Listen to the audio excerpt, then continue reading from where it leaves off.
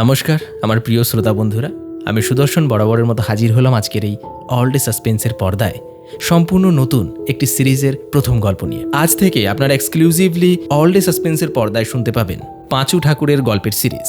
তার প্রথম গল্প আজ সম্প্রচারিত হতে চলেছে লেখিকা সুপমা দাসের কলমে। আশা করছি আমাদের আজকের এই নিবেদন আপনার ভালো লাগবে। অবশ্যই কমেন্টে কিন্তু লিখে জানাতে ভুলবেন না যে আমাদের এই পাঁচু ঠাকুরের গল্পগুলি আপনাদের কেমন লাগছে। সংক্ষেপে পাঁচু ঠাকুরের ব্যাপারে দু চারটি লাইন না বললেই নয়। পাঁচু ঠাকুর হলেন এমন একজন সাধক যিনি দেশে বিদেশে নানান জায়গায় ঘুরে বেরিয়েছেন তার সাধনার জন্য এবং বিভিন্ন ধরনের অভিজ্ঞতা সঞ্চয় করেছেন, এবং তিনি তার শেষ জীবনে বৃদ্ধ বয়সে শক্তিপুর নামে একটি গ্রামের খেয়াঘাটে এসে আশ্রয় নিয়েছেন। ঠিক খেয়াঘাট বলবো না, কারণ এই খেয়াঘাটে গঙ্গার ঠিক মাঝখানে মঙ্গলদ্বীপ নামে একটি খুব ছোট্ট চর আছে। সেই চরে তিনি কাশ ফুলের যে ঘাস হয়, যে গাছ হয়, সেই গাছ দিয়ে এবং বাঁশের বাঘাড়ি দিয়ে একটি ছোট্ট কুঁড়ে ঘর মতন করে সেখানে তার শান্তির নীড় প্রতিষ্ঠান করেছেন। তার সাথেই দেখা হয় আমাদের গল্পের দুই বিশেষ চরিত্রে, এবং সেই দুই বিশেষ চরিত্র তার সঙ্গ লাভের পর থেকেই তার প্রতি একটা আকর্ষণ বোধ করে এবং বারবার তার কাছে ছুটে আসে কিছু অজানা, কিছু অচেনা, কিছু নতুন অভিজ্ঞতা শোনার জন্য। সেসব অভিজ্ঞতাই তুলে ধরা হয়েছে আমাদের আজকের এই গল্পের মধ্যে দিয়ে, এবং আগামীতেও আসতে চলেছে এই সিরিজের এক একটি পর্ব। তবে হ্যাঁ, আপনারা ভোট করতে ভুলবেন না। আপনারা কমেন্টে লিখে জানাবেন আজকের গল্পটি সম্পূর্ণ শুনে যে এই গল্পটাকে, এই পাঁচু ঠাকুরের সিরিজটাকে আগামীতে আমরা কন্টিনিউ করব কিনা। তাহলে চলুন বেশি কথা না বাড়িয়ে শুরু করি আজকের গল্প। আজও গল্পের মধ্যে থেকে আপনার জন্য থাকবে একটি বিশেষ প্রশ্ন। সেই প্রশ্নের সঠিক উত্তর আপনাকে কি করতে হবে আপনার জানা আছে। যারা আমাদের নিয়মিত শ্রোতা তারা জানেন প্রত্যেকটি গল্পের মধ্যে থেকে যে সমস্ত প্রশ্নগুলি রাখা হয় সেই প্রশ্নের সঠিক উত্তর আপনার সম্পূর্ণ নামের সঙ্গে গল্পের শেষে কমেন্ট বক্সে লিখে জানাতে হবে। যারা যারা সঠিক উত্তর দেবেন তাদের নাম আগামী গল্পে ঘোষণা করা হবে। আর হ্যাঁ, আমাদের গত এপিসোডে যারা যারা প্রশ্নের সঠিক উত্তর দিয়েছিলেন তাদের নাম আজকের গল্পের শেষে ঘোষণা করা হবে। তাই খুব মনোযোগ সহকারে শুরু থেকে শেষ পর্যন্ত গল্পটি শুনুন। তাহলে শুরু করা যাক। শুরু হচ্ছে লেখিকা সুপমা দাস বিরচিত গ্রাম বাংলার ভূতের গল্প পাঁচু ঠাকুর সিরিজের প্রথম গল্প।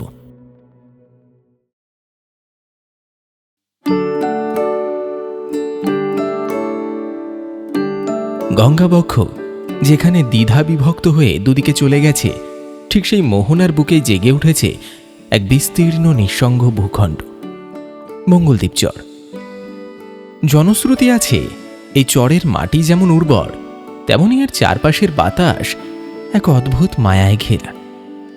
সাধারণত দিনে শক্তিপুর খেয়াঘাট থেকে খেয়া নৌকোর মাঝিকে 2 টাকা বেশি দিলে তারা অনিচ্ছা সত্ত্বেও এই চরের তটে এনে নামিয়ে দেয়। চরের একপাশে ঢেউয়ের পলি জমে তৈরি হয়েছে সবুজ ঘাসের গালিচা, যেখানে দূর দূরান্তের গ্রাম থেকে মানুষ নৌকো করে তাদের গরু ছাগল চড়াতে নিয়ে আসে। অন্য প্রান্তে কিছুটা দূরে মাথা তুলে দাঁড়িয়ে আছে একটা পুরনো ইটভাটা। ঝুপসি অন্ধকারের সুযোগ নিয়ে রাতের বেলা সেখান থেকে প্রায়শই চোরাই বালি পাচার হয়ে যায় নদীর ওপারে। আলো আঁধারি আর চোরা কারবারের এক অদ্ভুত সহাবস্থান এই মঙ্গলদ্বীপ চর। তবে এই চরের সবচেয়ে বড় রহস্য কোনো বালি চুরি বা ইটভাটা নয়। এই চরের আসল রহস্য লুকিয়ে আছে এক চিলতে কাশবনের আড়ালে গড়ে ওঠা একটা কুঁড়ে ঘরে। সেখানে থাকেন একজন সাধু, পাঁচু চক্রবর্তী। চরের মানুষ তাকে চেনে পাঁচু ঠাকুর নামে। কেউ জানে না তিনি কোথা থেকে এসেছেন, তার অতীত কি ছিল। একদিন হঠাৎ করেই যেন নদী গর্ভ থেকে অলৌকিকভাবে এই চরে এসে আবির্ভূত হয়েছিলেন তিনি। নির্জন খাঁ খাঁ করা এই দ্বীপভূমি তার মনে এমন এক গভীর রেখাপাত করেছিল যে তিনি নিজের সর্বস্ব ত্যাগ করে এই চরের বুকেই পেতে বসলেন স্থায়ী আস্তানা।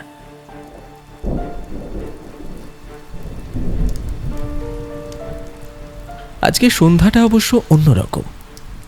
আকাশ ভেঙে এক নাগাড়ে বৃষ্টি পড়ছে। মেঘের গুরু গুরু ডাক আর বিদ্যুতের তীব্র ঝলকানি নদীর বুকে এক প্রলয়ঙ্করী আবহ তৈরি করেছে।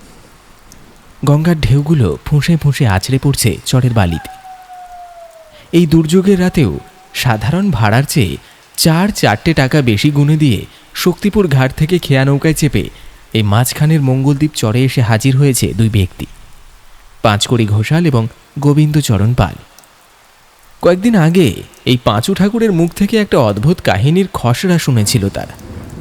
সেই কাহিনীর এমন এক সম্মোহনী শক্তি ছিল যে অবাধ্য কৌতূহলে চালিত হয়ে এই ঝড় জলের রাতেও তারা নিজেদের ঘরে আটকে রাখতে পারেনি। এখন তারা বসে আছে পাঁচু ঠাকুরের সেই কুঁড়ে ঘরের ভেতরে। কাশবনের শুকনো ঘাস আর বাঁশের বাঘারি দিয়ে নিপুণভাবে তৈরি করা কুঁড়ে ঘরটি বাইরে থেকে ভঙ্গুর মনে হলেও ভেতরের পরিবেশ বেশ আঁটোসাঁটো। ঘরের মাটির মেঝেতে একটা চটের মাদুর পাতা, তার উপর গুটিসুটি মেরে বসে আছে দুই শ্রোতা, পাঁচকড়ি ও গোবিন্দচরণ।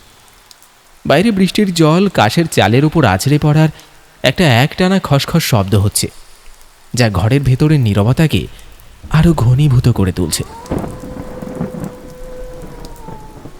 ঘরের এক কোণে তিমির অন্ধকার ভেদ করে টিমটিম করে জ্বলছে একটা পুরনো হারিকেন। তার ম্লান আলোয় পাঁচু ঠাকুরের অবয়বটা কোনো প্রাচীন মূর্তির মতো দেখাচ্ছিল। লোকটার একটা তীব্র নেশা আছে। মাটির কলকিতে তামাক টানা, কলকের ভেতরে অঙ্গার দপ করে জ্বলে উঠল যখন তিনি তাতে একটা দীর্ঘ গভীর টান দিলেন। পরক্ষণেই তার নাসারন্ধ্র ও মুখ গহ্বর থেকে বেরিয়ে এলো এক রাশ ঘন শ্বেত শুভ্র ধোঁয়া। সেই ধোঁয়াটে কুয়াশায় ঘরের বাতাস ভারী হয়ে উঠল, আর ঠাকুরের মুখচ্ছবিটা হয়ে উঠল আরো রহস্যময়। কলকেটা একপাশে নামিয়ে রেখে পাঁচু ঠাকুর অর্ধন্মিলিত চোখে তাকালেন দুই যুবকের দিকে। নীরবতা ভাঙল গোবিন্দচরণ।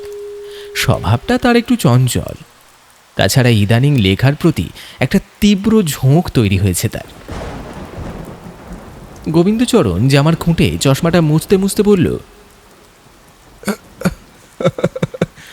জানেন পাঁচকড়িদা, আগের দিন বাড়ি ফিরে কর্তার বলা সেই কাহিনীটা না লিখে আর শান্তিতে ঘুমোতে পারিনি। খাতার পাতায় হুবহু নামিয়ে নিয়েছি সবটা। আজ আর তাই ভুল করিনি।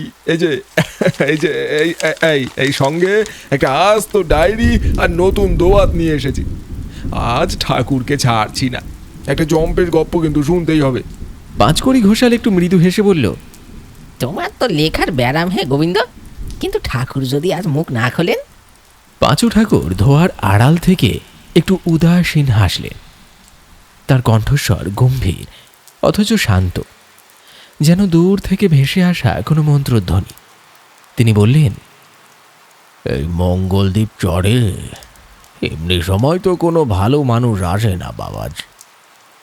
যারা আসে তারা কেউ আসে ছাগল গরু চড়াতে, কেউ আসে নিজেদের চাষাবাদের তাগিদে, আবার কেউ আসে অন্ধকারের সুযোগে নদীর বালি চুরি করতে। কিন্তু এই যে চারিদিকের খাঁ খাঁ করা নিঝুম প্রকৃতি, এর একটা নিজস্ব ভাষা আছে। আমি সেই ভাষাটা শুনতেই এখানে পড়ে থাকি।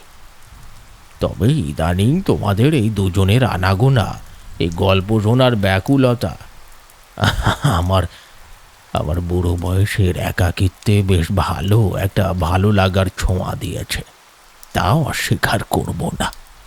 সুযোগ বুঝে গোবিন্দচরণ একটু এগিয়ে এসে বসল। তার চোখের মনি কৌতূহলে চকচক করছে। সে বিনীত স্বরে জিজ্ঞেস করল, তা কর্তা, একটা কথা যদি অভয় দেন তো জিজ্ঞেস করি। আপনি এই চরে কবে থেকে এলেন? আর তার আগে আপনার নিবাসটাই বা কোথায় ছিল বলেন দেখি। প্রশ্নটা শুনেই ঘরের ভেতরের আবহাওয়া যেন এক মুহূর্তের জন্য থমকে গেল। বাইরে মেঘ ডাকার শব্দটাও যেন হঠাৎ স্তব্ধ হয়ে গেল। পাঁচু ঠাকুরের মুখের সেই শান্ত ভাবটা নিমেষে মিলিয়ে গেল, আর সেখানে ফুটে উঠল একটা দুর্ভেদ্য প্রাচীর।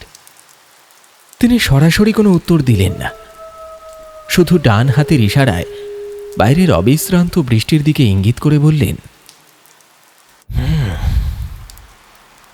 নদীর স্রোতে ভেসে আসা কচুরিপানার কি আর কোনো আদি ঠিকানা থাকে বাবাজি? যেখানে সে আটকে যায় সেটাই তার চেনা ঘাট। আমার অতীতটাও তেমনই এক কুয়াশা, তাকে খুঁড়ে বের করতে গেলে শুধু অন্ধকারই হাতে আসবে, আলো পাবে না। তার এই পরোক্ষ অথচ দৃঢ় উত্তরে গোবিন্দচরণ বুঝতে পারল এ বিষয়ে আর প্রশ্ন করা বৃথা। সে আর কথা না বাড়িয়ে নিজের পকেট থেকে চামড়ায় বাঁধানো একটা কালো ডায়েরি বের করল। দোয়াতে ছিপিটা খুলে কলমটা কালিতে ডোবাতে যাবে, ঠিক সেই মুহূর্তে ঘটল একটা অভাবনীয় ঘটনা। হঠাৎ করেই যেন পাঁচু ঠাকুরের ভেতরের রূপটা সম্পূর্ণ বদলে গেল। একজন শান্ত সাধুর খোলস ছেড়ে তার ভেতর থেকে যেন জেগে উঠল এক ভয়ঙ্কর রুদ্রমূর্তি। তিনি আর পাঁচু ঠাকুর রইলেন না, হয়ে উঠলেন এক উগ্রতান্ত্রিক। চোখের পলক ফেলার আগেই তিনি খপ করে গোবিন্দচরণের হাতটা চেপে ধরলেন। তার হাতের মুঠো যেন লোহার সাঁড়াশির মতো শক্ত। থামো বাবাজি, এই নিঝুম রাতে ঝড় জলের দিনে কাঁচা কালিতে নিজের হাতের লেখা যেখানে সেখানে পটিয়ে তুলতে নেই। তোমরা তো শুধু হাতের তালুর রেখা চেনো, কিন্তু হস্তাক্ষরের রেখা যে কতটা ভয়ঙ্কর হতে পারে তা জানো না। আজ তোমাদের আমার তরুণ বয়সের এমন এক অভিজ্ঞতার কথা বলবো যা আমি আজও ভুলতে পারিনি। প্রাচীন তান্ত্রিক প্রথা, লিপি আকর্ষণতন্ত্র ও মৃত লিপিকর।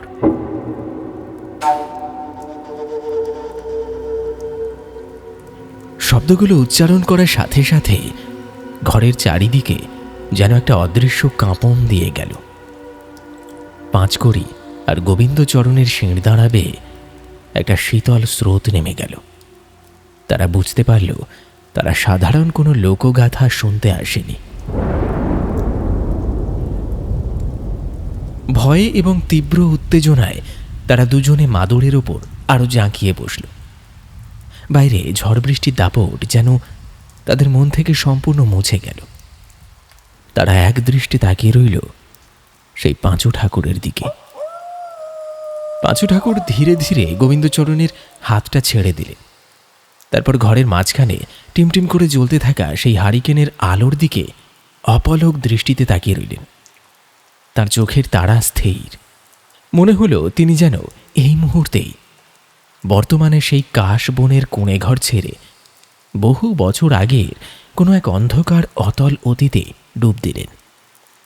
নিজের স্মৃতির খেরো খাতাটা মনে করে একবার ঝালিয়ে নিয়ে তিনি এক দীর্ঘ নিঃশ্বাস ফেললেন। তারপর বাইরের বজ্রপাতের তীব্র শব্দের সাথে তাল মিলিয়ে তিনি বলতে শুরু করলেন তার জীবনের সেই ভয়ঙ্করতম কাহিনী। আজ থেকে প্রায় 40 বছর আগের কথা। আমার বয়স তখন সবে 25 পেরিয়েছে। শরীরে যেমন অদম্য জোর, রক্তে তেমনই এক দুর্বোধ্য উন্মাদনা। সংসারের মায়াজাল, ঘর সংসারের সাধারণ গণ্ডি এসব আমাকে বাঁধতে পারেনি। অজানাকে জানার এক দুর্নিবার তৃষ্ণা আর তন্ত্র সাধনায় সিদ্ধি লাভের এক অন্ধ মোহ আমাকে ঘর ছাড়া করেছিল। পাগলের মতো পদে পদে ঘুরে বেড়াই তখন। সেই ঘুরতে ঘুরতেই একদিন এসে পড়েছিলাম রাঢ়বঙ্গের রুক্ষ কঠিন মাটিতে, বীরভূম। অজয় নদের পার ঘেঁষে এক প্রাচীন ভয়াল শ্মশান, আর সেই শ্মশানকে কেন্দ্র করে গড়ে ওঠা এক নাম না জানা প্রত্যন্ত গ্রাম। দিনটা আজও আমার স্পষ্ট মনে আছে। চৈত্র শেষের খাঁ খাঁ দুপুর, বৈশাখের পদধ্বনি তখন প্রকৃতিতে। মাথার ওপর সূর্যটা যেন সাক্ষাৎ চণ্ডাল হয়ে আগুন ঝরাচ্ছে। লাল মোরামের রাস্তা আর অজয়ের শুকনো বালু চর থেকে উঠে আসা গনগনে আঁচে চারিদিকের বাতাস যেন ফুটন্ত জলের মতো কাঁপছিল। লু বইছিল হু হু করে, যেন কোনো অদৃশ্য দানবের উত্তপ্ত দীর্ঘশ্বাস প্রকৃতিকে ঝলসে দিচ্ছে। গাছের পাতাগুলো গরমে কুঁকড়ে হলুদ হয়ে গেছে। ত্রিসীমানায় কোনো জনপ্রাণী নেই, শুধু মাঝে মাঝে চিলের তীক্ষ্ণ ডাক সেই স্তব্ধতাকে চিড়ে দিচ্ছিল। তৃষ্ণায় আমার ছাতি পেটে যাচ্ছে, পা দুটো যেন বালিতে বসে যাচ্ছে। মনে হচ্ছিল আর এক পা এগোলেই বোধহয় জ্ঞান হারাবো। আর ঠিক সেই সময় গ্রামের একেবারে শেষ প্রান্তে শ্মশানের গা ঘেঁষে একটা জীর্ণ প্রাচীন পুরনো মন্দির দেখতে পেলাম। মন্দিরে বর্তমানে কোনো বিগ্রহ নেই। পোড়ামাটির কাজ করা দেওয়ালগুলো অযত্নে আর বয়সের ভারে কালচে হয়ে গেছে। ফাটল দিয়ে বেরিয়ে এসেছে অশ্বত্থ আর বটের মোটা মোটা শেকড়, যেন অজগরের মতো মন্দিরটাকে পেঁচিয়ে ধরে আছে। আমি আর দ্বিরুক্তি না করে সোজা সেই মন্দিরের চাতালে গিয়ে উঠলাম।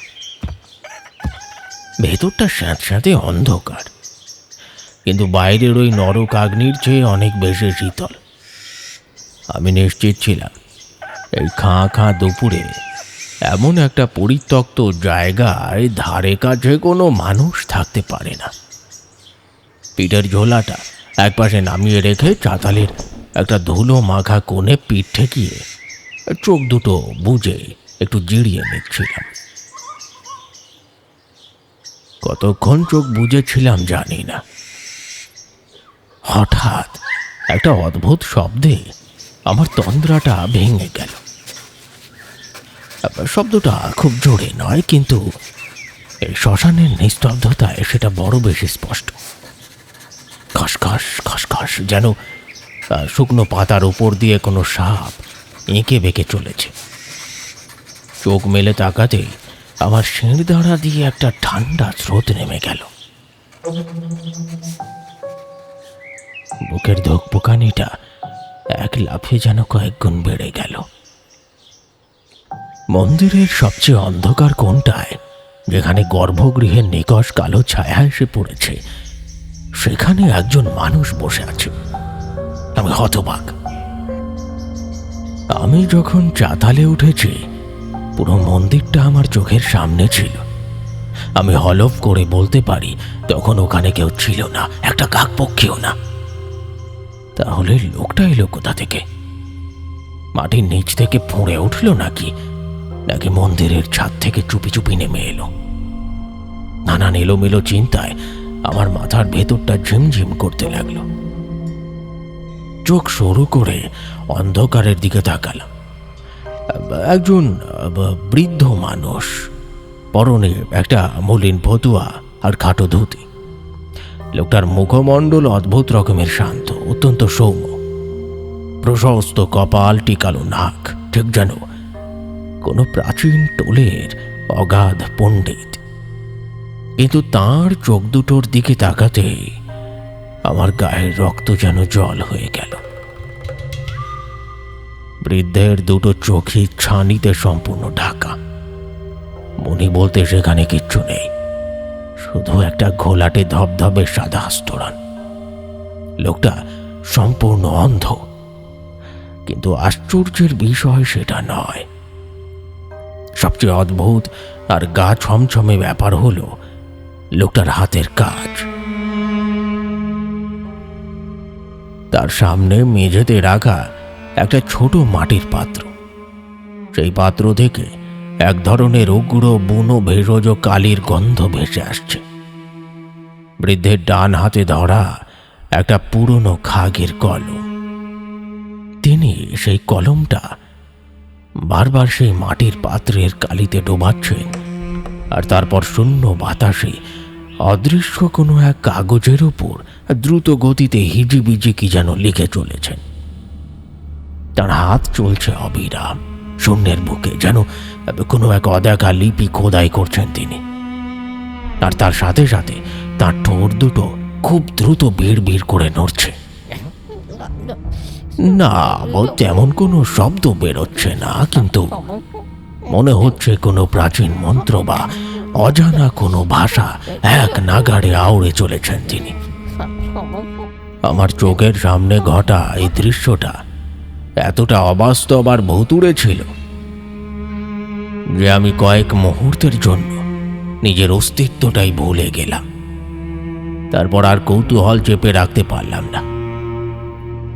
বুকের ভেতর জমানো সাহসটুকু এক করে গলাটা একটু খাঁকারি দিয়ে বেশ সমীহ করেই ডাকলাম, আগে প্রণাম হই কর্তা। আপনি কি এই গ্রামেই থাকেন? আমার গলা শুনে বৃদ্ধের শূন্যে ভাসমান হাতটা হঠাৎ মাঝপথেই থমকে গেল। কলমটা স্থির হয়ে রইল বাতাসে। তারপর সেই ধবধবে সাদা অন্ধ চোখ দুটো খুব ধীরে ধীরে ঘুরে গেল আমার দিকে।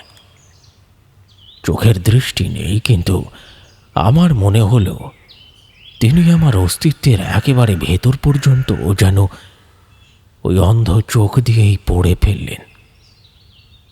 কয়েক সেকেন্ডের একটা ভারী নিস্তব্ধতা। তারপর বৃদ্ধের ঠোঁটের কোণে একটা ম্লান অদ্ভুত হাসি ফুটে উঠল। অত্যন্ত শান্ত গম্ভীর, অথচ এক অদ্ভুত মায়াবী গলায় তিনি বললেন, আমি তো কোথাও থাকি না হে ছোকরা, আমার থাকার কোনো জায়গা নেই। আমি শুধু লিখে যাই, নিরন্তর লিখে যাই। লোকটার কথা শুনে আমার ভুঁড়ো কোঁচকে গেল। আমি একটু এগিয়ে এসে বললাম, কি কি লেখেন আপনি এই শূন্যে? আর আপনার নামটা কি জানতে পারি? বৃদ্ধ এবার কলমটা নামিয়ে রাখলেন। তারপর সেই ভেষজ কালির পাত্রটার উপর হাত বুলিয়ে একটা দীর্ঘশ্বাস ফেলে বললেন, আরে, আমার নাম হরিহর, হরিহর হালদার। আর কি লিখে জিজ্ঞেস করছো?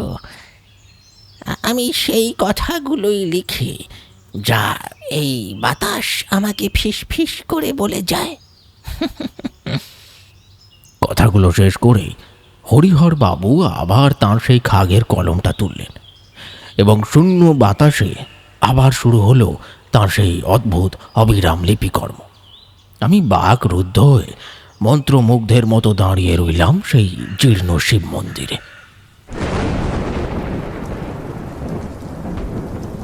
তা কি ভাবছো গোবিন্দ বাবাজি, গল্প মনে হচ্ছে? পাঁচু ঠাকুর থামলেন। তার হাতের কলকের আগুনটা ততক্ষণে নিভে ছাই হয়ে গেছে। বাইরে মেঘের গর্জনটা যেন এই মুহূর্তে আরো কয়েক গুণ বেড়ে গেল। গোবিন্দচরণ একটা ঢোক গিলল, তারপর বলে উঠল, তারপর কর্তা, ওই অন্ধ লোকটা শূন্যের বুকে বসে কি লিখছিল, আর আপনি বা কি করলেন তখন? পাঁচু ঠাকুর হারিকেনের ম্লান আলোর দিকে তাকিয়ে একটা দীর্ঘশ্বাস ছাড়লেন। বাইরের বৃষ্টির ছাঁট তখন কাশের বেড়ায় এসে সজোরে আছড়ে পড়ছে। বাতাসের গোঙানি যেন কোনো অশরীরীর কান্নার মতো শোনাচ্ছে। তিনি শান্ত অথচ এক গভীর রহস্যময় গলায় বললেন, অপেক্ষা করো গোবিন্দ, সব প্রশ্নের উত্তর পাবে। শোনো তবে। হরিহর বাবু তাঁর সেই অন্ধ ছানি পড়া সাদা চোখ দুটোতে দৃষ্টি না থাকলেও সারা মুখে এক অদ্ভুত স্বস্তির আভা ফুটিয়ে বললেন, বাবা, আমি দীর্ঘকাল ধরে এই প্রাচীন লুপ্তপ্রায় তান্ত্রিক পুঁথির অনুবাদ করছিলাম। কাজ প্রায় শেষ হয়ে এসেছিল, কিন্তু একদিন মাঝরাতে হঠাৎই আমার চোখ দুটো চিরতরে অন্ধ হয়ে গেল। কিসের অভিশাপ বুঝলাম না, বোধহয় কোনো ভুল করেছিলাম। সব আলো নিভে গেল আমার পৃথিবীর। আজ আজ জ্যৈষ্ঠ মাসের ঘোর অমাবস্যা তিথি। এই তান্ত্রিক পুঁথির আর মাত্র 3টে লাইন অনুবাদ করা বাকি আছে। আজ রাতের এই বিশেষ প্রহরে যদি কোনো মানুষ তার নিজের হাতে এই এই মন্ত্রগুলো কাগজে লিখে না দেয়, তবে আমার এই অসমাপ্ত কাজের জন্য আমার বংশের উপর এক প্রাচীন ভয়াবহ অভিশাপ নেমে আসবে। আমি তো আর চোখে দেখি না বাবা। তুমি তুমি কি আমায় একটুখানি সাহায্য করবে? কথাগুলো শুনে আমার কপালে ভাঁজ পড়ল। আমি সামান্য একটু রুক্ষ গলাতেই জিজ্ঞেস করলাম, কিন্তু আমি কেন কর্তা? গ্রামে কি আর কোনো মানুষ নেই? আমি তো এক অচেনা ভবঘুরে ছোকরা, অন্য কেউ কেন নয়? হরিহর বাবু শূন্যে হাতড়ে আমার একটা হাত পরম স্নেহে চেপে ধরলেন। তার হাতের স্পর্শটা বরফের মতো ঠান্ডা। তিনি ফিস করে বললেন, সবাই সবাই এই লেখা লিখতে পারে না বাবা। এই মন্ত্র সাধারণ কালিতে সাধারণ কাগজে লেখা হয় না। তুমি যখনই এই মন্দিরের চৌকাঠে পা রেখেছ, আমি আমি আমার অন্ধ চোখ দিয়ে নয়, অন্তরের বোধ দিয়ে তোমার তোমার শরীরের দিব্য শক্তিকে অনুভব করতে পেরেছি। তোমার ভেতরে এমন কিছু একটা আছে, এমন একটা তেজ আছে যা সাধারণ মানুষের থাকে না। তো তুমি পারবে, তুমি পারবে। তখন আমার বয়স কাঁচা, রক্তে টকবক করছে তরুণের অহংকার, আর মনে রয়েছে এক সাধুর দয়া। তাছাড়া তন্ত্র সাধনার প্রতি আমার নিজেরও একটা অদম্য আকর্ষণ ছিল। আমি আর দ্বিরুক্তি না করে দয়া পরবশ হয়ে আর রাজি হয়ে গেলাম আর কি।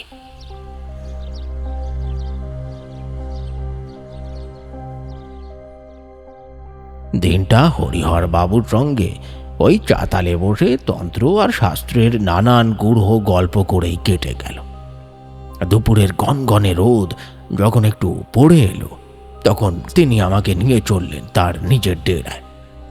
মন্দির থেকে বেরিয়ে শ্মশানের গা ঘেঁষে একটু চড়াই ভেঙে একটা ভাঙাচোরা মাটির বাড়ি। চালের খড় উড়ে গেছে, মাটির দেওয়ালে নোনা ধরেছে। সেখানেই আমাকে অত্যন্ত আদরের সঙ্গে বসালেন তিনি। নিজের হাতে সামান্য কিছু চাল ভাজা আর বাতাসা খেতে দিলেন।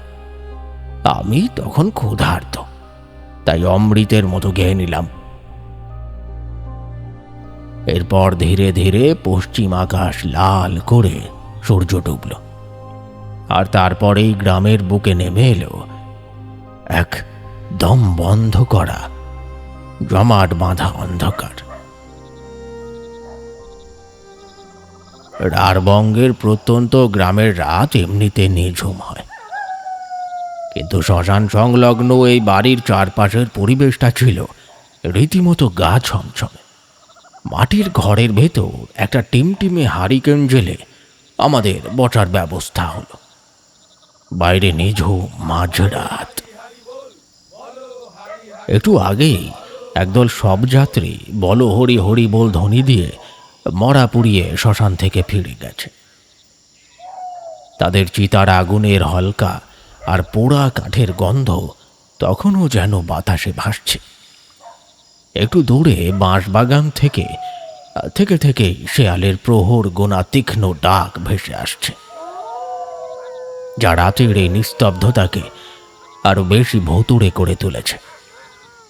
হরিহর বাবু তার জীর্ণ কাঠের বাক্স থেকে অত্যন্ত সাবধানে একটা খসখসে হলদেটে পুরনো ভোজ পাতা বের করে আমার সামনে রাখলেন, আর রাখলেন একটা কালো কালির পাত্র এবং সেই খাগের কলম। আমি, অর্থাৎ আমার ভেতরের সেই তরুণ তান্ত্রিক, যখন আসন পিঁড়ি হয়ে লিখতে বসলাম, হরিহর বাবু আমার ঠিক পাশটিতে এসে বসলেন। হারিকেনের আলোয় তার মুখটা অর্ধেক আলোকিত আর অর্ধেক অন্ধকারে ঢাকা। তিনি চোখ বুজে বিড় করে এক অদ্ভুত অচেনা ভাষায় মন্ত্র মুখে বলতে লাগলেন। আমি খাগের কলমটা সেই কালির পাত্রে ডুবিয়ে ভোজ পাতার উপর লিখতে শুরু করলাম। কিন্তু কয়েকটা শব্দ লেখার পরে আমার গা ছমছম করে উঠল। সিঁড়ি দাঁড়াবে একটা বিদ্যুৎ খেলে গেল যেন। আমি আর চোখে হরিহর বাবুর দিকে তাকালাম। আমার বুকের ভেতরটা ধক করে উঠল। আমি স্পষ্ট খেয়াল করলাম লোকটা অন্ধ ঠিকই, তার মনে দুটো ধবধবে সাদা, কিন্তু সেই অন্ধ দৃষ্টি কাগজের দিকে নিবদ্ধ নেই। সেই সাদা ঘোলাটে চোখ দুটো স্থির হয়ে চেয়ে আছে আমার ডান হাতের আঙুলগুলোর নড়াচড়ার দিকে। কলমটা যেমন যেমন চলছে তার অন্ধ চোখের রক্ষী গোলকগুলো ঠিক সেই ছন্দে সেই দিকে সামান্য নড়াচড়া করছে। একজন সম্পূর্ণ অন্ধ মানুষ কিভাবে এত নিখুঁতভাবে আমার আঙুলের প্রতিটি নড়াচড়া অনুসরণ করতে পারে? ভয়ে আমার হাত সামান্য কেঁপে উঠল। চোখ সরিয়ে সামনের দেওয়ালের দিকে তাকাতেই আমার গায়ের রোম খাড়া হয়ে গেল। মাটির দেওয়ালে প্রদীপের আলো পড়ে হরিহর বাবুর যে ছায়াটা তৈরি হয়েছে সেটা কোনো মানুষের ছায়া নয়। সেটা ফুলে ফেঁপে অদ্ভুত আকার ধারণ করেছে। মনে হচ্ছে যেন একটা বিশাল লোমশ মাকড়সা দেওয়ালে ঘাপটি মেরে বসে আছে, আর তার সোঁড়গুলো আমার দিকেই লক লক করছে। তার চেয়েও ভয়ঙ্কর বিষয় হলো সেই কালির পাত্রটা। সকালে মন্দিরে বসে যখন উনি শূন্যে লিখছিলেন, তখন এই পাত্র থেকে এক ধরনের বুনো ভেষজ গন্ধ আসছিল, কিন্তু এখন আর কোনো ভেষজের সুবাস নেই। তার বদলে পাত্রটা থেকে এক তীব্র গা গোলানো আষ্টে মরা পোড়ানোর গন্ধ সারা ঘরে ছড়িয়ে পড়েছে। গন্ধটা এতটাই কড়া যে আমার নাড়ি ভুঁড়ি যেন উল্টে আসতে চাইল। মনে হচ্ছিল কালির বদলে আমি যেন কোনো মৃত মানুষের গলিত রক্ত আর চর্বি দিয়ে লিখছি। বুকের ধোকপোকানিটা প্রবল বেগে আছড়ে পড়তে লাগলো পাঁজরে, কিন্তু পরক্ষণেই নিজেকে বোঝালাম শ্মশান তো ঠিক পাশে। হয়তো চিতার আগুন থেকে বাতাস ভারী হয়ে এই মরা পোড়ানোর গন্ধটা ভেসে আসছে। আর দেওয়ালে ওই ছায়া, ও তো আলোর খেলা। হারিকেনের আলোটা কাঁপছে বলেই ছায়াটা অমন বিভৎস দেখাচ্ছে। নিজেকে এই মিথ্যে সান্ত্বনা দিয়ে বুকের ভয়টাকে জোর করে চেপে রেখে আমি আবার কলম চালালাম। কিন্তু আমি তখনও জানতাম না প্রকৃতির ওই সামান্য যুক্তি দিয়ে আমি আসলে আমার নিজের মৃত্যুর পরোয়ানাতেই সই করতে চলেছি।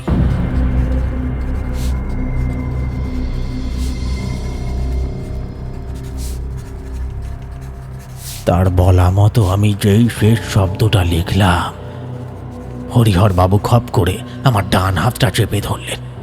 বৃদ্ধের হাতের মুঠো বরফের মতো ঠান্ডা এবং লোহা কঠিন। আমি চিৎকার করতে চাইলাম, কিন্তু দেখলাম আমার মুখ দিয়ে কোনো আওয়াজ বেরোচ্ছে না। নিচের দিকে তাকাতেই আমি দেখলাম ভোজ পাতার উপর আমার নিজের হাতে লেখা কালো অক্ষরের ওপর দিয়ে যেন ছোট ছোট পোকা কিলবিল করছে। ধীরে ধীরে সেই কালো কালি লাল রক্তে পরিণত হতে লাগলো। হরিহর বাবুর মুখের চামড়াটা ঝুলে পড়তে লাগলো। তিনি পৈশাচিক হেসে বললেন,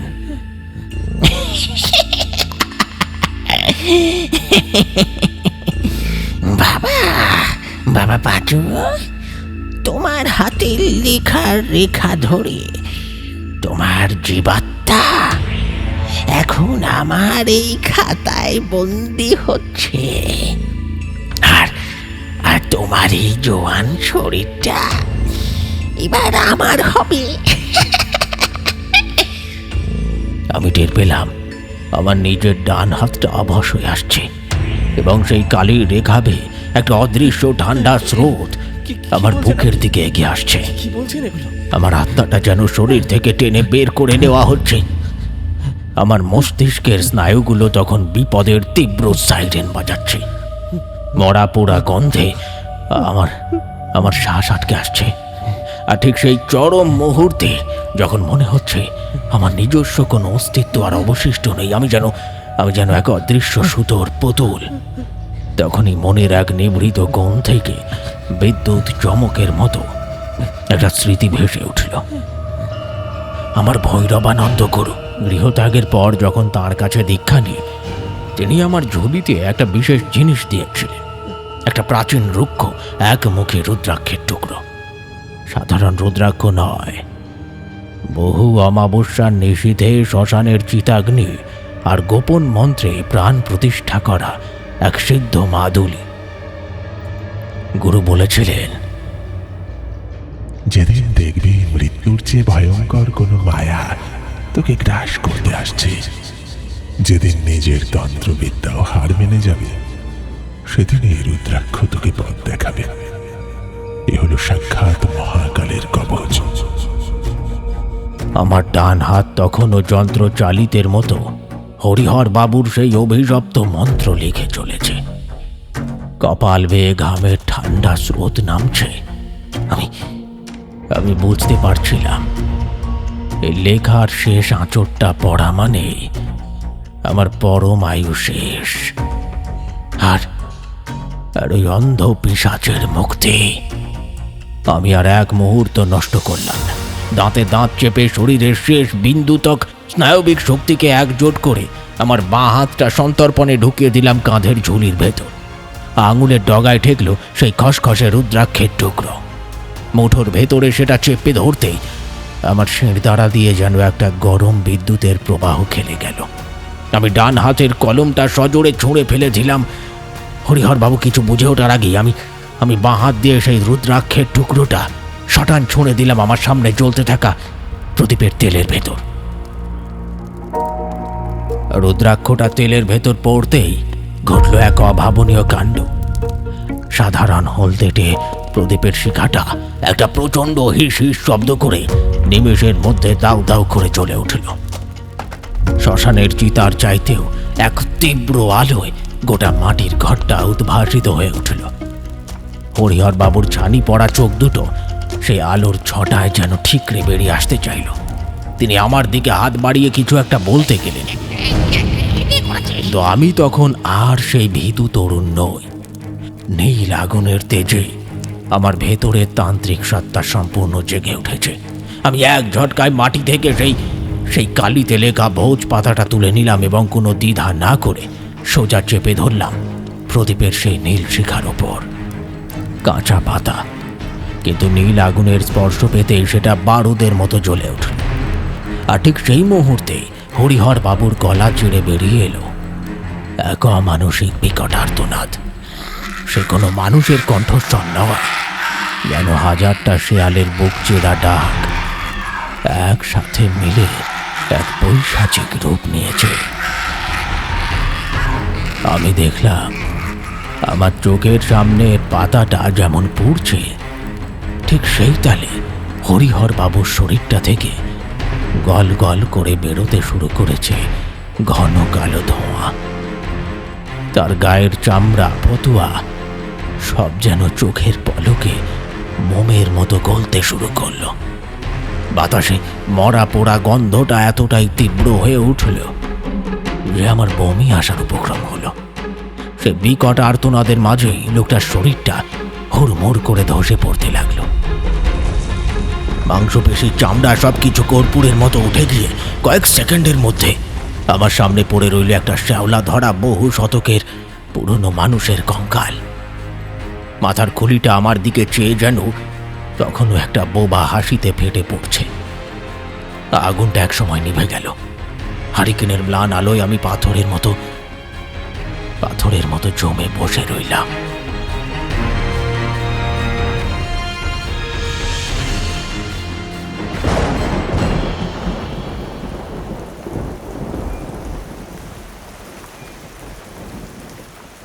বাইরে তখন ঝড় উঠেছে।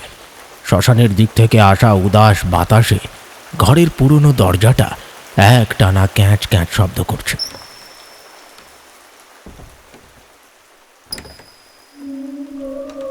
আমি সেই জরাজীর্ণ মাটির ঘরে একটা কঙ্কালের ঠিক আধ হাত দূরে বসে রইলাম। আতঙ্কে আমার হাত পা অবশ, পালাবার কোনো পথ নেই। বাইরে তখন ঘটঘটে অন্ধকার আর শিয়ালের পাল। আমি চোখ বুজে শুধু গুরুর নাম জপ করতে লাগলাম।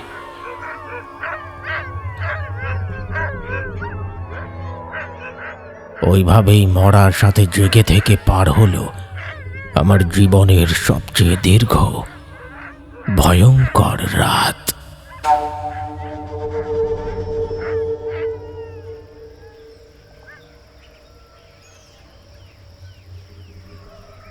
অবশেষে পূব আকাশে এক চিলতে আলোর রেখা ফুটল। ভোরের পাখির ডাকে যখন পৃথিবীর স্বাভাবিক স্পন্দন ফিরে এলো, আমি আমার আড়ষ্ট শরীরটাকে টেনে হিঁচড়ে ঘর থেকে বের করে আনলাম।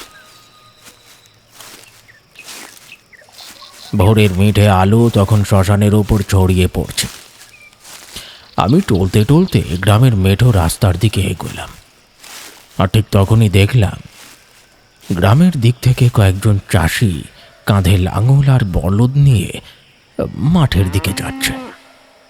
আমাকে ওই ভাঙাচোরা পুরো বাড়িটা থেকে বেরিয়ে আসতে দেখে তারা যেন ভূত দেখার মতো চমকে উঠল। বলদগুলো থমকে দাঁড়ালো। একজন বয়স্ক চাষি চোখের দৃষ্টিতে একরাশ অবিশ্বাস আর ভীতি নিয়ে আমার দিকে এগিয়ে এলেন। তার গলা কাঁপছিল। আরে ও মশাই, আপনি কে? এই সকালে শ্মশানের ধারের পুরো বাড়ি থেকে বেরোচ্ছেন যে? কোথা থেকে আসছেন আপনি? আর এই বাড়িতে আপনি ঢুকলেনই বা কী করে? এ তো অভিশপ্ত ভিটে, এখানে তো কেউ থাকে না। আমি তখনও ঘোরের মধ্যে। আমার চেহারা তখন ধুলো কালি মেঘে আতঙ্কে একাকার। আমি শুকনো ঠোঁটটা জিভ দিয়ে ভিজে রাতের সেই ভয়াবহ অভিজ্ঞতার কথা, হরিহরবাবুর কথা, সেই অন্ধ চোখের দৃষ্টি আর ভোজ পাতার কথা তাদের খুলে বললাম। আমার কথা শেষ হওয়া মাত্রই লোকগুলোর মুখের রক্ত জল হয়ে গেল। তারা নিজেদের মধ্যে মুখ চাওয়াচাওয়ি করতে লাগলো। বয়স্ক চাষিটা একটা ঢোক গিলে কাঁপা গলায় বললেন, কি বলছেন বাবা আপনি? হরিহর বাবু? সে তো আজ থেকে 100 বছর আগের কথা। তিনি তো কবেই মারা গেছেন। মারা গেছেন মানে? আমি তো নিজের হাতে কাল তাঁর দেওয়া ভোজ পাতায় মন্ত্র লিখেছি। না বাবা, না না, আপনি সাক্ষাৎ মৃত্যুর মুখ থেকে ফিরেছেন। ওই হরিহর বাবু ছিলেন এই তল্লাটের একমাত্র লিপিকর। এক সময় গ্রামের মানুষদের চিঠিপত্র থেকে শুরু করে খাস ওই ইংরেজ সাহেবদের দপ্তরের দলিল দস্তাবেজ সব তিনি লিখতেন। অগাধ পাণ্ডিত্য ছিল, কিন্তু শুধু ওই লেখালেখি নয়, ওনার একটা অন্য নেশাও ছিল। গোপনে উনি হাত দেখা আর টুকটাক তন্ত্র সাধনা করতেন। এই তো এই শ্মশানেই বসে প্রেত নামাতেন শুনিয়েছি। একদিন রাতে ওই অন্ধকার বিদ্যা সাধন করতে গিয়ে এই মারাত্মক কোনো একটা ভুল হয়ে যায় তার। কোনো এক ভয়ঙ্কর অপদেবতাকে জাগিয়ে তুলেছিলেন। সেই রাতেই লোকটার দুটো চোখ অন্ধ হয়ে যায়, আর একটা একটা করে তার গোটা পরিবারের সবাই রক্ত বমি করে মারা পড়ে। শেষমেশ লোকটাও ওই বাড়িতে পৌঁছে গেলে মরে, কেউ তার মরা পোড়াতেও সাহস পায়নি কো। সেই থেকেই ও রাতটাকে এই ভোজ পাতার অভিশাপ তাড়িয়ে বেড়ায় যে ওর ওই পাতা ছুঁয়েছে সেই মারা পড়েছে। আপনি খুব ভাগ্যবান বাবা যে বেঁচে ফিরেছেন, খুব ভাগ্যবান। কথাগুলো শোনার পর আমি আর সেখানে এক মুহূর্ত দাঁড়াইনি। বুঝতে পারলাম আমার গুরুদত্ত রুদ্রাক্ষ না থাকলে আজ সকালে আমার কঙ্কালটাও ওই হরিহর বাবুর পাশেই পড়ে থাকতো।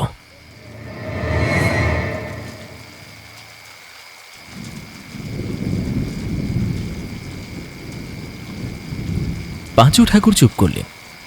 বাইরে বৃষ্টির দাপট এখন কিছুটা কমেছে, কিন্তু মেঘের গুরু গুরু ডাক তখনও গঙ্গার এপার ওপার কাঁপিয়ে দিচ্ছে। ঘরের ভেতর হারিকেনের আলোটা আরেকবার কেঁপে উঠল। পাঁচকড়ি আর গোবিন্দচরণ তখন পাথরের মূর্তির মতো বসে আছে। তাদের শিরদাঁড়া দিয়ে তখনও বইছে এক অজানা প্রাচীন ভীতির হিমেল স্রোত। পাঁচকড়ি আর গোবিন্দচরণের মুখের দিকে তাকালে মনে হবে তাদের শিরায় শিরায় রক্ত চলাচলের বদলে বইছে বরফ গলা জল। গোবিন্দচরণের চোখ তখন তার কোলের ওপর রাখা, সেই খোলা ডায়েরি আর কালির দোয়াতের দিকে স্থির হয়ে আছে। একটু আগে সে এখানে নিজের হাতে কিছু লিখতে যাচ্ছিল। পাঁচু ঠাকুর একবার গভীর চোখে তাকালেন গোবিন্দচরণের ওই সাদা খাতাটার দিকে, তারপর গলার স্বরটা খাদে নামিয়ে অত্যন্ত ধীর অথচ এক অতীন্দ্রিয় গাম্ভীর্যের সঙ্গে বলতে শুরু করলেন। তোমরা ভাবছো আমি তোমাদের শুধু একটা ভূতের গল্প শোনালাম? না বাবাজিরা, তন্ত্রের দুনিয়া সাধারণ ভূত প্রেতের চেয়ে অনেক বেশি জটিল আর অন্ধকার। আজ তোমাদের তন্ত্রের এমন এক গুপ্ত লোকচক্ষুর অন্তরালে থাকা প্রাচীন প্রথার কথা বলবো, যা সাধারণ মানুষ তো দূরের কথা, অনেক নামজাদা সাধকেরাও জানে না। সেই প্রধান নাম লিপি আকর্ষণ তন্ত্র।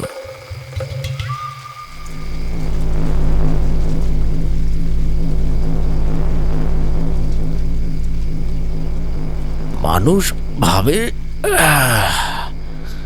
লেখালেখি করা মানে শুধু কালির আঁচড় আর কাগজের মিলন। কত বড় ভুল।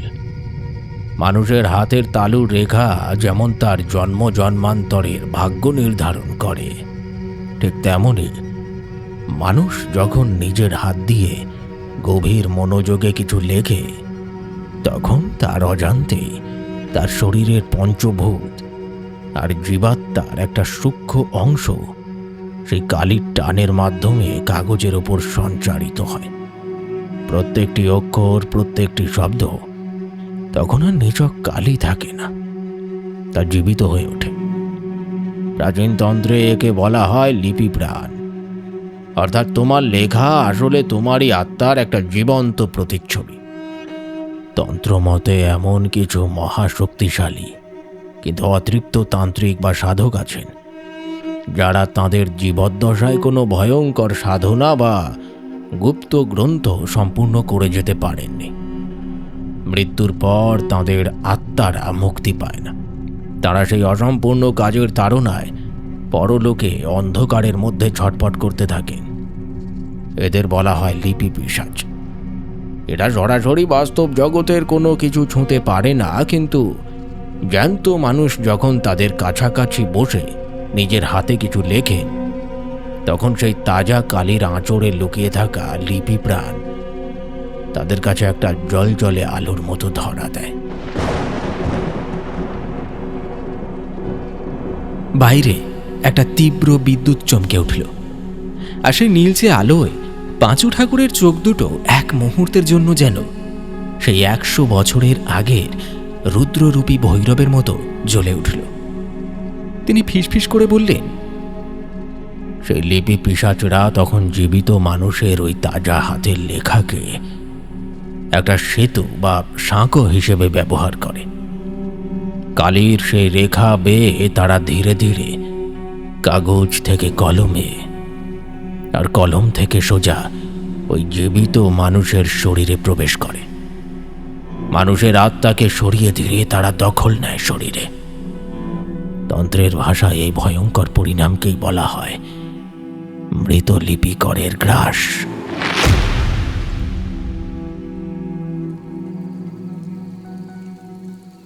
হরিহরবাবু ঠিক সেটাই করতে চেয়েছিলেন। আমার জীবনী শক্তি, আমার ভেতরের লিপি প্রাণ শুষে নিয়ে তিনি আমার শরীরেই নতুন করে জন্ম নিতে চেয়েছিলেন। তিনি বুঝেছিলেন আমার শরীরে কিছু দিব্য শক্তি রয়েছে, আমি কোনো সাধারণ মানুষের মধ্যে অন্তত পড়ি না। কথাগুলো শেষ করেই পাঁচু ঠাকুর তার চাদরের তলা থেকে ডান হাতটা বের করে আনলেন। হারিকেনের ম্লান আলোয় হাতটা বাড়িয়ে দিলেন পাঁচকড়ি আর গোবিন্দচরণের দিকে। সেদিন প্রদীপের নীল আগুনে আমি ওই পিশাচের ভোজ পাতাটা পুড়িয়ে দিয়েছিলাম ঠিকই, কিন্তু কলমটা তো আমার হাতেই ধরা ছিল। বলতে বলতে পাঁচু ঠাকুর ধীরে ধীরে তার ডান হাতের আস্তিনটা কনুই পর্যন্ত গুটিয়ে ফেললেন। পাঁচকড়ি আর গোবিন্দচরণ সামনের দিকে ঝুঁকে এলো। পর মুহূর্তেই তাদের দুজনের মুখ থেকে অস্ফুট একটা আতঙ্কের শব্দ বেরিয়ে এলো। তারা শিউরে উঠে দেখল তান্ত্রিক মশাইয়ের ডান হাতের কবজি থেকে শুরু করে একেবারে আঙুলের ডগা পর্যন্ত চামড়ার উপর দিয়ে কিলবিল করছে অসংখ্য কালো রেখা। কিন্তু সেগুলো কোনো সাধারণ শিরা বা জন্মর দাগ নয়। খুব ভালো করে দেখলে বোঝা যায় চামড়ার ঠিক নিচ দিয়ে কালো কালির মতো কিছু অদ্ভুত আঁকা বাঁকা প্রাচীন তান্ত্রিক লিপি স্থায়ীভাবে বসে গেছে। মনে হচ্ছে যেন কেউ চামড়া ফুঁড়ে সিরিঞ্জ দিয়ে কালো কালি ঢুকিয়ে আস্ত একটা অভিশপ্ত পুঁথি লিখে রেখেছে তার হাতের পেশির ভেতরে। রেখাগুলো যেন এখনো সেই 100 বছর আগের রাতের বিভীষিকার বুক নিয়ে মাঝে মাঝে সামান্য স্পন্দিত হচ্ছে। গোবিন্দচরণ ভয়ে পিছিয়ে গেল। পাঁচু ঠাকুর ধীরে ধীরে আস্তিনটা নামিয়ে হাতটা আবার চাদরের আড়ালে ঢেকে ফেললেন। তারপর অত্যন্ত শান্ত ভঙ্গিতে নিজের পাশ থেকে মাটির কলকেটা তুলে নিলেন। নতুন করে তাতে কিছুটা তামাক আর আগুন সাজিয়ে একটা গভীর টান দিলেন।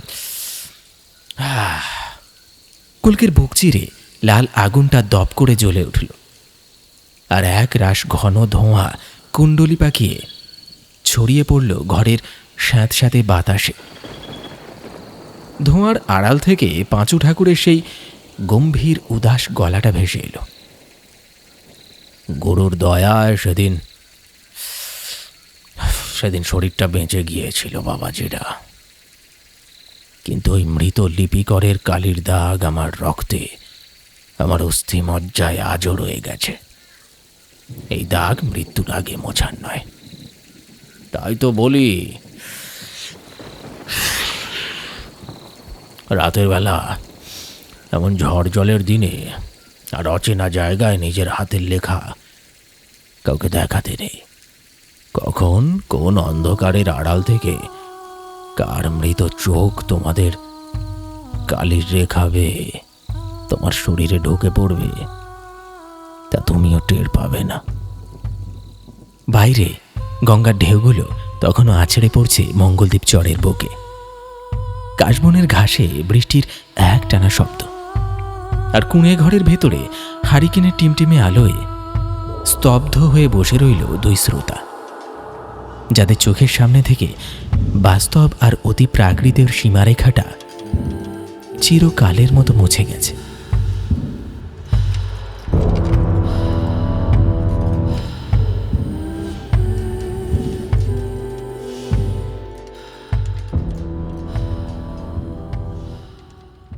শুনলেন পাঁচু ঠাকুর সিরিজের প্রথম গল্প এক অমাবস্যার মাঝরাতে। আমাদের আজকের এই নিবেদন আপনার কেমন লাগলো অবশ্যই জানাতে কিন্তু ভুলবেন না, কারণ আপনার ফিডব্যাকের ওপরই ডিপেন্ড করছে এই গল্পের আগামী পর্বগুলি। যেমনটা গল্পের শুরুতে বলেছিলাম, আজও গল্পের মধ্যে থেকে আপনার জন্য থাকছে একটি বিশেষ প্রশ্ন। আচ্ছা, সম্পূর্ণ গল্পটা নিশ্চয়ই আপনি মনোযোগ সহকারেই শুনেছেন। তাহলে বলুন তো, আমাদের আজকের এই গল্পে পাঁচু ঠাকুর সম্পর্কে যে বর্ণনা করা হয়েছে তাতে কি বোঝা যায়? পাঁচু ঠাকুরের বয়স ঠিক কত বছর? একটু ক্যালকুলেশন করলেই আপনি সঠিক উত্তরটা পেয়ে যাবেন, এবং সঠিক উত্তরটা আপনার সম্পূর্ণ নামের সঙ্গে কমেন্ট বক্সে লিখে জানান, যাতে করে আগামী এপিসোডে আমি আপনার নামটা ঘোষণা করতে পারি। তাহলে চলুন একবার ঝটপট দেখে নিই আমাদের গত এপিসোডে কারা কারা প্রশ্নের সঠিক উত্তর লিখেছিলেন। আমি গত এপিসোডে গল্পের মধ্যে থেকে কোনো প্রশ্ন রাখিনি। আপনাকে জিজ্ঞাসা করেছিলাম যে গত মাসে আপনার মনে ছাপ রেখে যাওয়া এমন একটা গল্প, সেটা যে কোনো চ্যানেলের হতে পারে, সে গল্পটির নাম কি কমেন্ট বক্সে লিখে জানান। আপনারা অনেকেই কমেন্ট করেছেন, চলুন ঝটপট কমেন্টগুলো একবার দেখে নিই। একজন কমেন্ট করে লিখছেন, গল্প শুনেছিলাম রেডিও মির্চিতে, মির্দার গল্প সদাশিব অভিযান অসাধারণ হয়েছিল। বারুইপুর জেলের কাছ থেকে শঙ্কর মণ্ডল। আমার মেয়ের নাম পূজা মণ্ডল, আমার স্ত্রীর নাম টুম্পা মণ্ডল এবং বাবার নাম দীপক মণ্ডল, মায়ের নাম বন্দনা মণ্ডল। জয় শ্রীরাম, হরে Krishna, Radhe Radhe Radhe Radhe. Thank you so much আপনাদের প্রত্যেককে আমাদের গল্পগুলি শোনার জন্য এবং কমেন্ট করার জন্য। এছাড়া কমেন্ট করেছিলেন একজন, বলছেন portrait from freaky Friday stories, দুর্দান্ত লেগেছে গল্পটা। মধুমিতা ফ্রম বাটানগর। একজন বলছেন, দাদা 3টি গল্প মন ছুঁয়ে গেছে। আমি প্রায় 3 বছর ধরে গল্প শুনছি, কিন্তু সব থেকে সুন্দর গল্প ছিল এইগুলি: 1 দেবদাস, 2 পর জন্মে তোর প্রেমিক হব, 3 কাঁটা তারের ওপারে। এই গল্পগুলি কমেন্ট করেছেন একজন, বলছেন, দাদা ঝিলপাড়ের রেলমাঠ, এই গল্পটা খুব সুন্দর হয়েছে দাদা, আরও সুন্দর গল্প চাই। দক্ষিণ 24 পরগনা, ভাঙড় গঙ্গাপুর, কলকাতা লেদার কমপ্লেক্স থেকে হেমন্ত মণ্ডল, আমার ছেলে সার্থক মণ্ডল ও আমার ওয়াইফ সুষমা মণ্ডল। আরও অনেক অনেক গল্প আছে, ভালো লেগেছে। আপনাদের ভালো লাগা গল্পের লিস্টের মাঝে যে আমাদের পাঠ করা কোনো গল্প যে জায়গা করে নিয়েছে, এটা সত্যি একটা ভীষণ বড় প্রাপ্তি। এটাই আমাদের কাছে সব থেকে বড় অ্যাচিভমেন্ট। তাহলে চলুন পরবর্তী কমেন্টটাও দেখে নিই। পরবর্তী কমেন্ট করেছেন, শীতের রাতে মাছ ধরতে বিপদ, এই গল্পটা খুব ভালো লেগেছিল।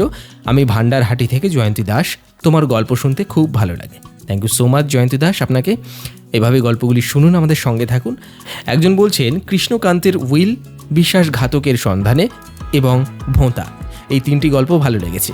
নাম সদানন্দ বেরা। একজন বলছেন দাদা আমার নাম সুভাষ, আর সব থেকে পছন্দের গল্প হলো সানডে সাসপেন্সের একটা পুরনো গল্প, তার নাম হলো ভৈরব। এছাড়া একজন কমেন্ট করেছেন, তার নাম আকাশ রয়। তিনি বলছেন জুজুমা অ্যান্ড শীষ, এই দুটো গল্প তার ভীষণ ভালো লেগেছে। আপনাদের প্রত্যেককে অনেক অনেক ধন্যবাদ জানাই আপনাদের যে প্রশ্ন করেছিলাম তার উত্তর লেখার জন্য, আপনাদের পছন্দের গল্পগুলির নাম লিখে জানানোর জন্য। চলুন র্যান্ডামলি কতগুলো কমেন্ট আমরা দেখে নিই। বিপিন ঘোষ নামে একজন বলছেন, দাদা আপনাদের গল্পগুলো আমি মন দিয়ে শুনি, যখনই সময় পাই আপনাদের গল্পগুলো শুনি, খুব ভালো লাগে। দক্ষিণেশ্বর থেকে বলছিলাম বিপিন ঘোষ। আরেকজন বলেছেন, আপনাদের গল্প আমার খুব ভালো লাগে ভাইজান, আপনি আরও এগিয়ে যান, আমরা আপনাদের সাথে আছি। নিশ্চয়ই, আপনারা সাথে না থাকলে আমরা তো আর এগিয়ে যেতে পারবো না। আমাদের এগিয়ে যাওয়ার পথে আপনারাই হচ্ছেন মূল ইন্ধন। এভাবেই আমাদের পাশে থাকুন। আপনাদের যে আমাদের গল্পগুলো ভালো লাগছে, সত্যি এটা শুনতে ভীষণ ভালো লাগে, ভীষণ, মানে মনের ভেতর থেকে একটা আলাদা রকমের ফিলিংস আসে। থ্যাংক ইউ সো মাচ এতটা সাপোর্ট করার জন্য আপনাদের প্রত্যেককে। চলুন পরবর্তী কমেন্ট দেখে নিই। একজন বলছেন, দাদা উত্তর 24 পরগনা থেকে বলছি, আমার নামটা নিও আব্দুল রৌফ, গল্পগুলো খুব ভালো লাগে। ধন্যবাদ আপনাকে। শুভঙ্কর দাস কমেন্ট করেছেন সাবাং থেকে, খুব ভালো লাগলো বলছেন। এছাড়া একজন কমেন্ট করেছেন, বলছেন আপনাদের চ্যানেলে কিভাবে গল্প পাঠানো যাবে। আমাদের চ্যানেলে গল্প পাঠানোর জন্য আপনি আমাদের সরাসরি ডেসক্রিপশন বক্সে চেক করবেন, সেখানে ফেসবুক পেজ রয়েছে, সেই ফেসবুক পেজে আমাকে ডিরেক্ট ডিএম করতে পারেন। আপনার গল্প যদি সিলেক্ট হয় তাহলে আপনাকে জানিয়ে দেওয়া হবে। তবে হ্যাঁ, গল্পটি অবশ্যই মৌলিক হতে হবে, আপনার নিজস্ব লেখা হতে হবে। চলুন পরবর্তী কমেন্টটা দেখে নিই। একজন বলছেন, my name Sneha, so good story and so haunted. Mousumi Manna বলছেন, আমার প্রতিটি চ্যানেলের গল্প সবই ভালো লাগে, আশা করছি এটাও খুব ভালো হবে। স্বরূপ সরকার বলছেন, গল্প শোনার আনন্দ সেটা খুঁজে পাই শুধু তোমার কাছ থেকে দাদা। Thank you so much. একজন বলছেন দিলীপ দেবনাথ, তিনি বলছেন, সত্যি তোমার গলার আওয়াজ খুব সুন্দর, জয় হিন্দ। জয় Hind. Thank you so much আপনাদের কমপ্লিমেন্টের জন্য। একজন বলছেন, আমি বালিপুর থেকে বলছি, আমার নাম আলিয়া, আপনার গলা আমার খুবই ভালো লাগে, তার জন্য আপনার সব গল্পই আমার খুব ভালো লাগে। আপনার 3টে চ্যানেল আমি সাবস্ক্রাইব করেছি। অনেক অনেক ধন্যবাদ আমাদের 3টে চ্যানেলই সাবস্ক্রাইব করার জন্য। যারা যারা জানেন না তাদেরকে বলে রাখি, অল ডে সাসপেন্স ছাড়াও আপনি আমায় শুনতে পারেন গপ্পখোর এবং পিশাচ পর্ব অডিও স্টোরি চ্যানেলের মধ্যে দিয়ে। দুটি চ্যানেলেরই লিঙ্ক আমি ডিসক্রিপশন বক্সে অ্যাড করে দিচ্ছি, সেখান থেকে আপনি চাইলে একবার চেক আউট করতে পারেন। এছাড়া কমেন্ট করেছেন রুদ্রপুর হাওড়া থেকে রাকেশ পল্লে। সমীর সরকার বলছেন, দাদা প্রশ্নগুলো বাদ দিলেন কেন? গল্পে প্রশ্ন না থাকলে ভালো লাগে না। হ্যাঁ, প্রশ্নগুলো আমরা বাদ দেইনি, প্রশ্নগুলো বিভিন্ন রকমভাবে বারবার ফিরে আসবে। আজকের গল্পটিও যদি আপনি শুনে থাকেন সম্পূর্ণ গল্পটি, তাহলে আজকে একটি প্রশ্ন রাখা হয়েছে, সেই প্রশ্নের সঠিক উত্তর আপনার নামের সঙ্গে লিখে জানাতে ভুলবেন না। চলুন আর বেশি কথা বাড়াবো না, বেশি লেন্দি করবো না ভিডিওটাকে। আপনারা কমেন্ট করতে থাকুন এবং ভালো লাগলে লাইক করুন, শেয়ার করুন বন্ধুদের মধ্যে, আর হাইপ দিতে ভুলবেন না। সঙ্গে সাবস্ক্রাইব না করে থাকলে এক্ষুনি চ্যানেলটি সাবস্ক্রাইব করুন। আর দেরি কিসের? আজকের মতো বিদায় নিচ্ছি। আবার আপনার আমার আড্ডা জমে উঠবে আগামী এপিসোডে। দেখা হচ্ছে খুব তাড়াতাড়ি। জয় হিন্দ, বন্দে মাতরম। আপনারা সবাই খুব ভালো থাকবেন, সুস্থ থাকবেন। ধন্যবাদ।